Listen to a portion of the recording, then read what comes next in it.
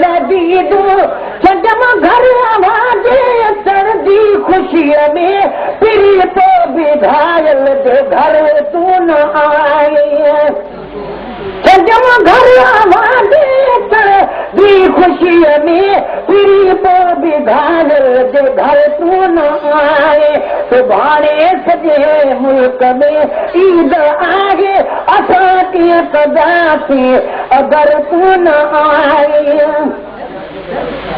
सवा तुंहिंजे नाहे तो संगती न साथी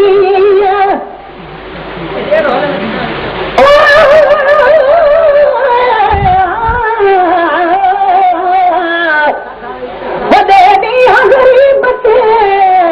भली कंदा बाज न ॿिया जन का ईद मुबारक गॾु वठण ॿार जी ॾिया ग़ुलाम नबी मिस्कीन जा गॾु अहिड़ा हाल थिया पिरी पुॼाणा पिया दुख सुख जा ॾींहं गुज़ारणा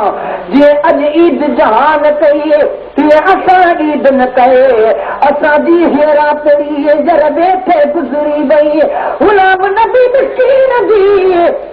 सदा साब न पई दुख न मजड़ी मूंखां हाल वॾी दरिया सवा तुंहिंजे नाहे तो संगती न साथी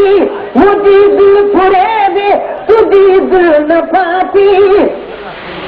मुंहिंजी दिलि फुरे वे तुंहिंजी दिलि न फाती ओ दिलि जा पता दम दिला छोट जी हालत हुई नेठ यार तू न आ गई ओ दिलि जा पता दम दिला छोट जी हा नचड़ो मुंहिंजी नेठ यार तू न आगे सुभाणे सॼे मुल्क में ईद आगे असां कीअं कंदासीं अगरि तू न आगे रही रात बाकी वञी अधु कलाक रही रात बाकी वञी अधु कलाक कयो तुंहिंजी उणप हिजर में हलाक कयो तुंहिंजी उणप हिजर में हलाक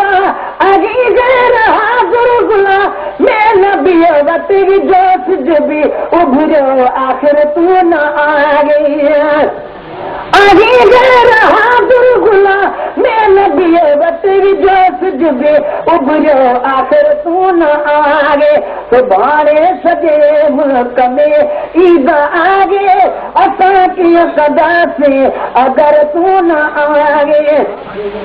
सभिनि जा सजन रात रावल पिंडीअ ऐं पिशावर खां पता मगर तू न आगे सुभाणे सॼे मुल्क में ईद आगे असां कीअं कंदासीं अगरि तू न आगे